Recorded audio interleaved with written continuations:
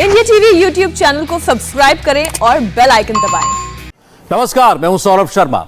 संयुक्त राष्ट्र महासभा में नरेंद्र मोदी ने आज एक बहुत ही शानदार डिप्लोमेटिक भाषण नहीं दिया। नरेंद्र मोदी ने आज बड़ी सीधी सीधी बात की। उन्होंने वार्निंग दी चीन पर, पाकिस्तान पर, तालिबान पर। नरेंद्र मोदी ने साफ साफ खुले शब्दों में बता दिया कि दुनिया कहां गलती कर रही है और आतंकवाद वाला पॉलिटिकल टूल कैसे सबके लिए खतरनाक साबित हो सकता है। यह नए दशक में वर्ल्ड स्टेज पर मोदी का पहला भाषण था और उन्होंने आज यह बता दिया कि दुनिया के जितने मुद्दे हैं, चाहे आतंकवाद हो, जलवायु परिवर्तन हो, कोरोना हो, वैक्सीन हो या फिर खुद संयुक्त राष्ट्र हो, अब वक्त आ गया है कि बात बड़ी सीधी सीधी होनी चाहिए। आप ये रिपोर्ट देखिए और प्रधानमंत्री की बातों को बहुत गौर से सुनिए, क्योंकि इसमें पूरी दुनिया के लिए एक बड़ा मैसेज है।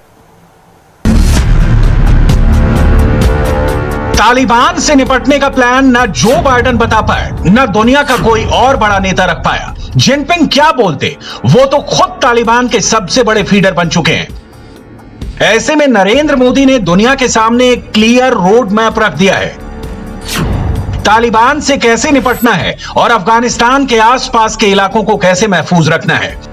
रिग्रेसिव थिंकिंग के साथ जो देश आतंकवाद का पॉलिटिकल टूल के रूप में इस्तेमाल कर रहे हैं, उन्हें ये समझना होगा कि आतंकवाद उनके लिए भी उतना ही बड़ा खतरा है। ये सुनिश्चित किया जाना बहुत जरूरी है कि अफगानिस्तान की धरती का इस्तेमाल आतंकवाद फैलाने और आतंकी हमलों के लिए न हो। एक ऐसा प्लेटफॉर्म जहां 200 देशों के नेता बोल रहे हैं, लेकिन इतनी पॉइंट टू पॉइंट बातें सिर्फ एक लीडर ने की। सोचिए, इस वक्त दुनिया के सामने तालिबान जैसा आतंकवादी संगठन जिसने पूरे मुल्क पर कब्जा किया हुआ है, अफगानिस्तान में उसी का प्रधानमंत्री, उसी की सेना और वो अमेरिकी हथियारों से इस वक्त लैस हैं। तालिबान की हुकूमत में अफगानिस्तान तबाही की कगार पर खड़ा है। तालिबान के टेक ओवर के बाद से आ रही तस्वीरों ने पूरी दुनिया को हिलाकर रख दिया, लेकिन आज दुनिया के बड़े बड़े देश और एजेंसियां तालिबान से बात कर रही हैं। ऐसे में अफगानिस्तान को लेकर आगे का रास्ता क्या होगा? तालिबान को रोकेगा कौन? क्या सब मिलकर रोकेंगे? और ऐसे में तरीका क्या होगा? जाहिर है, आतंकवाद का ट्रेंड कैसे बदल रहा है, इस ट्रेंड को रोकना जरूरी है। तालिबान जैसी ताकत कितना बड़ा खतरा है और उनके पाकिस्तान जैसे मददगार से कैसे डील किया जाए, यह सब प्रधानमंत्री मोदी ने बताया है। हमें इस बात के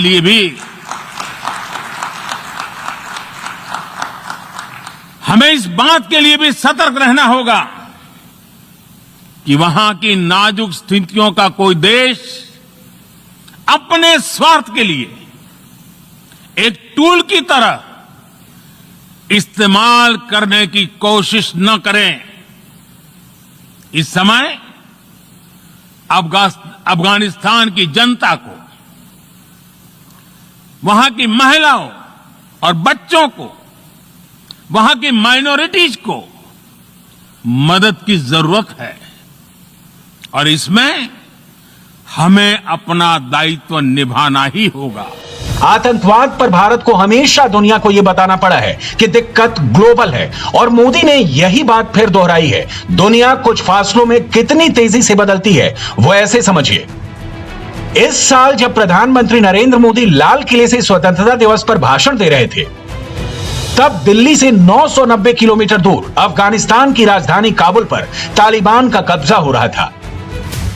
इसमें कोई शक नहीं कि तालिबान तो पाकिस्तान का ब्रेन चाइल्ड है। आतंकवाद की असली जन्मभूमि तो पाकिस्तान है, जहां एक तरफ इमरान खान प्राइम मिनिस्टर हैं, तो उन पर हावी आर्मी जनरल कमर जावेद बाजवा है। अगर आतंकवाद को खत्म करना है तो जड़ से खत्म करना होगा और पाकिस्तान को लाइन पर लाना पड़ेगा, क्योंकि बातें बहुत हो गई हैं। असली काम कैसे होगा, यह अब मोदी ने दुनिया को बताया है। तालिबान के बाद पाकिस्तान और अब मोदी का अगला मैसेज चीन को लेकर बहुत गौर से देखिए। प्रधानमंत्री ने बहुत सी बातें इशारों इशारों में की हैं। चीन को लेकर प्रधानमंत्री ने कैसे आगाह किया, वो सुनिए। हमारे समंदर भी हमारी साझी विरासत है। इसलिए हमें ये ध्यान रखना होगा कि ओशन रिसोर्सेज को हम यूज करें, एब्यूज नहीं। हमारे समंदर अंतर्राष्ट्रीय व्यापार की लाइफलाइन भी है। इन्हें हमें एक्सपांशन और एक्सक्लूजन की दौड़ से बचाकर रखना होगा। इसमें कोई शक नहीं कि चीन दुनिया की बढ़ती हुई सुपर पावर है, लेकिन उसकी गैर कानूनी और अवैध महत्वाकांक्षाओं को कैसे बर्दाश्त किया जा सकता है? विस्तारवादी बताकर प्रधानमंत्री पहले भी चीन के बारे में दुनिया को समझा चुके हैं। चीन का रवैया न सिर्फ हिमालय की तरफ विस्तारवादी वाला रहा है, बल्कि वो दक्षिण चीन सागर में भी इसी एजेंडे को आगे बढ़ा रहा है। रूल बेस्ड वर्ल्ड ऑर्डर को सशक्त करने के लिए अंतर्राष्ट्रीय समुदाय को एक सुर में आवाज उठानी ही होगी।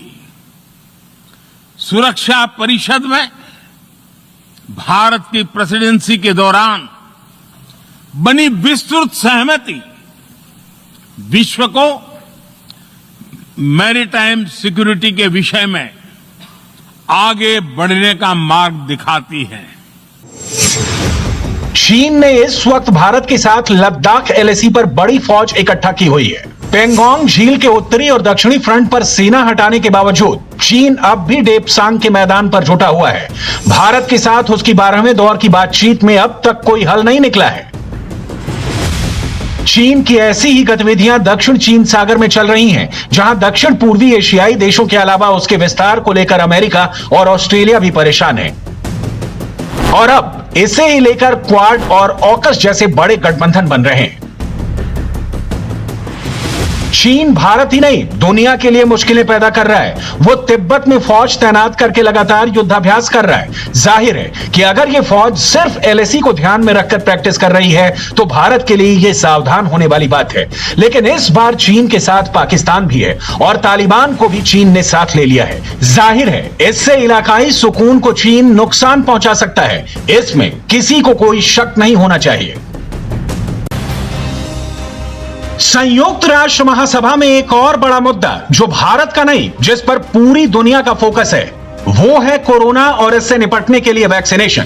प्रधानमंत्री लगातार दुनिया को बताते रहे हैं कि पिछले 1.5 सालों में भारत ने कैसे कोरोना का मैनेजमेंट किया, कैसे भारत ने वैक्सीन को लेकर दुनिया की मदद की, जबकि भारत खुद भी सबसे ज्यादा प्रभावित रहा है। मानवता के प्रति अपने दायित्व को समझते हुए भारत ने एक बार फिर दुनिया के जरूरतमंदों को वैक्सीन देनी शुरू कर दी है।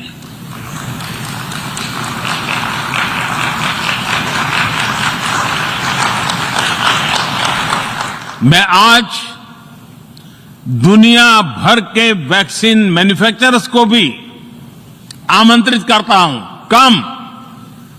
कम मेक वैक्सीन इन इंडिया। दुनिया में सबसे ज्यादा वैक्सीन का उत्पादन करने वाला भारत अब अक्टूबर में फिर से वैक्सीन निर्यात शुरू करेगा। अक्टूबर में भारत 30 करोड़ वैक्सीन डोज तैयार करेगा। भारत ने दुनिया की पहली डीएनए वैक्सीन विकसित कर ली है, जिसे 12 साल की आयु से ज्यादा के सभी लोगों को लगाया जा सकता है। एक और mRNA वैक्सीन अपने डेवलपमेंट के आखिरी चरण में है।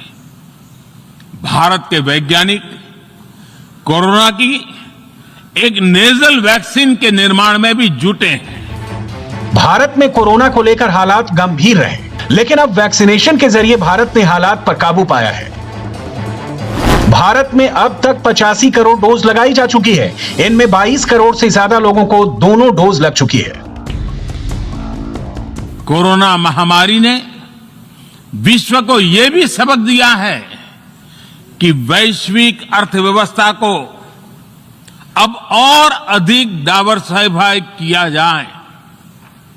इसके लिए ग्लोबल वैल्यू चेन्स का विस्तार आवश्यक है।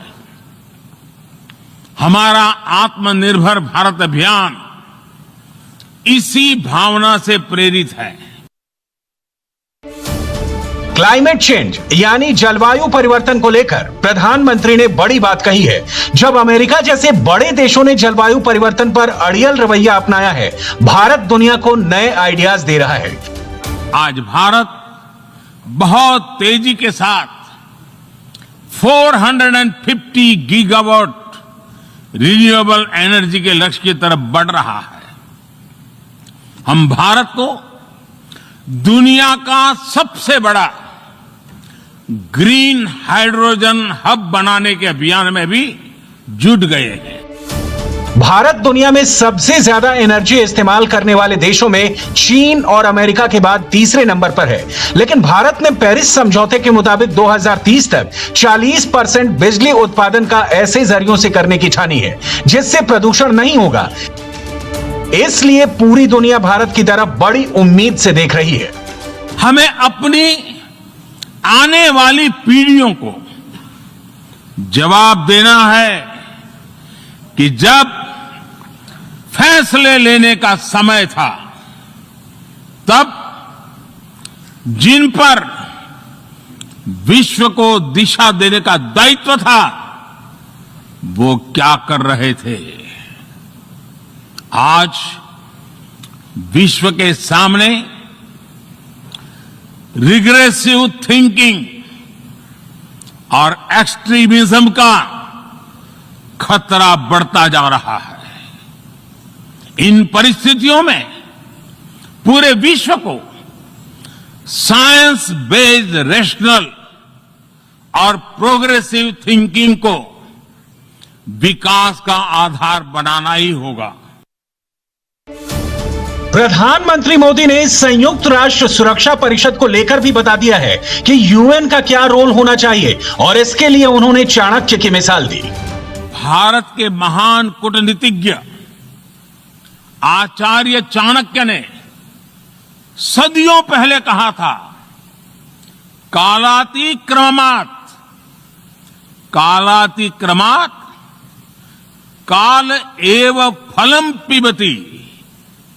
जब सही समय पर सही कार्य नहीं किया जाता तो समय ही उस कार्य की सफलता को समाप्त कर देता है। संयुक्त राष्ट्र को खुद को प्रासंगिक बनाए रखना है तो उसे अपनी इफेक्टिवनेस को सुधारना होगा, रिलायबिलिटी को बढ़ाना होगा। यूएन पर आज कई तरह के सवाल खड़े हो रहे हैं। इन सवाल को हमने क्लाइमेट क्राइसिस में देखा है, कोविड के दौरान देखा है, दुनिया के कई हिस्सों में चल रही प्रॉक्सी वॉर, आतंकवाद और अभी अफगानिस्तान के संकट ने इन सवालों को और गहरा कर दिया है। भारत, जहां दुनिया की 17% से ज्यादा आबादी रहती है, उसे लेकर बहुत से लोग लोकतंत्र पर सवाल उठा रहे थे और इसका जवाब प्रधानमंत्री ने दुनिया के सबसे बड़े मंच पर दिया है। उनकी बात को बहुत गौर से सुनिएगा, क्योंकि जो भारत को डेमोक्रेसी का लेक्चर दे रहे थे, उन्हें मोदी ने लोकतंत्र का पूरा चैप्टर समझा दिया है।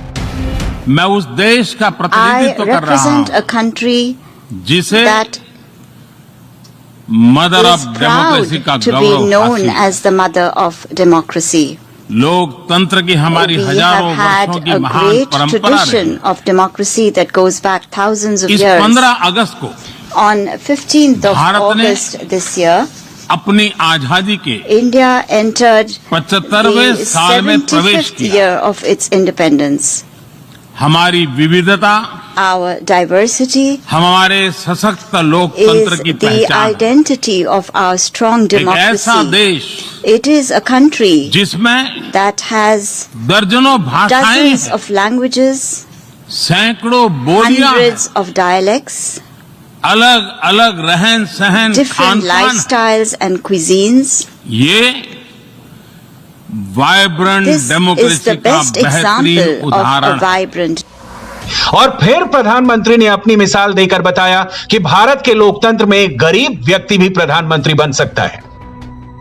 ये भारत के लोकतंत्र की ताकत है। The strength of our छोटा democracy बच्चा is demonstrated जो by the कभी fact that a little एक boy रेलवे स्टेशन who के at T one stall time used to help अपने his पिता father की मदद at करता his था, tea stall at the railway आज station is today चौथी बार addressing the भारत के United प्रधानमंत्री के तौर Nations पर General Assembly for the fourth time UNGA को as संबोधित Prime कर रहा Minister है। of India.